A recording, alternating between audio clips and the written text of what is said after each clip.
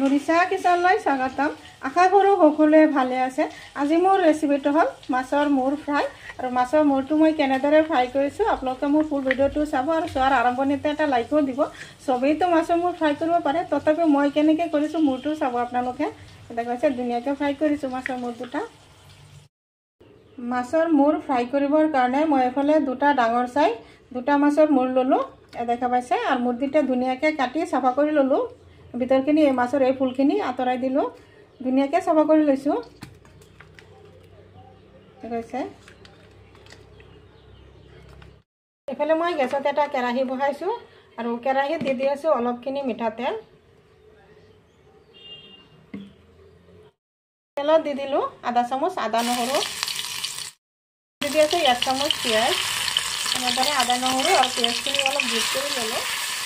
এইখিনি অলপ তেলত ভাজি লৈ আছোঁ। পিঁয়াজ নহৰুখিনি ভজা হৈ গ'ল, ইয়াত দেখা পাইছোঁ একেবাৰে ৰঙাকৈ ভজা নাই। আৰু ইয়াতে দি আছোঁ এতিয়া আধা চামুচ জলকীয়া গুড়ি আৰু আধা চামুচ হালধি গুড়ি, আধা চামুচ জিৰা গুড়ি। এতিয়া এইখিনি অলপ তেলত ভাজি ল'লোঁ আৰু ইয়াতে দি আছোঁ এতিয়া পানী। ইয়াত দেখা পাইছে পানীখিনি উতলাই আছে।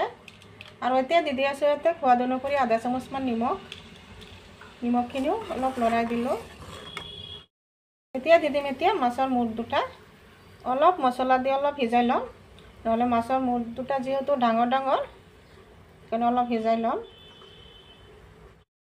আৰু এতিয়া ওলোটাই দিম। এনেদৰে ওলট পালট কৰি ধুনীয়াকৈ মছলাখিনিও ভালদৰে লাগিব আৰু মাছটো ভালদৰে অলপ সিজি ল'ব। নহ'লে আকৌ যিহেতু ডাঙৰ মাছৰ মূৰ এইটো তেলত দিলে আকৌ ভিতৰ ফালে নিসিজিবও পাৰে। প্ৰথমতে মই অলপ সিজাই ল'ম। এনেদৰে অলপ লৰাই দিলোঁ। দেখা পাইছে মছলাৰ পানীখিনি মই মাছতে শুকাই লৈ আছোঁ।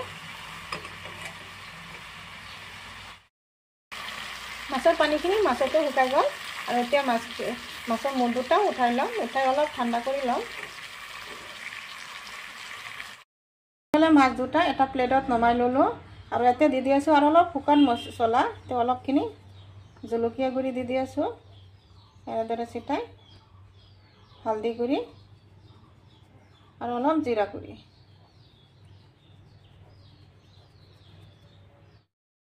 এইফালে গেছত মিঠাতেল দিছোঁ আৰু তেলো গৰম হৈ গ'ল। আৰু এতিয়া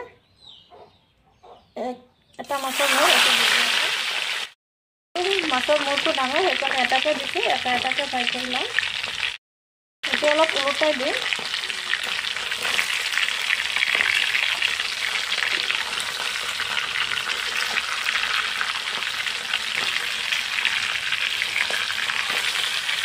উল্টাই দিলোঁ।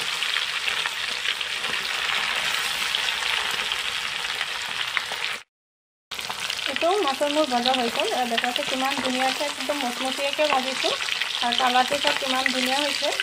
আৰু এইটো আপোনালোকে ভালদৰে লক্ষ্য কৰিব। মই ডাঙৰ মূৰ হ'লে মাছৰ মূৰ হ'লে কেনেদৰে ভাজিব এতিয়া এটা দেখিছে।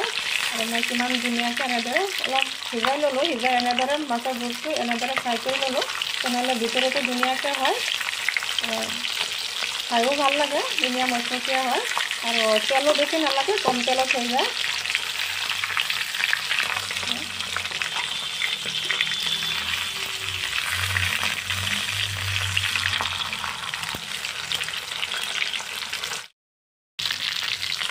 এইটো ভজা হৈ গ'ল, এইটো মই নমাই দি আছোঁ।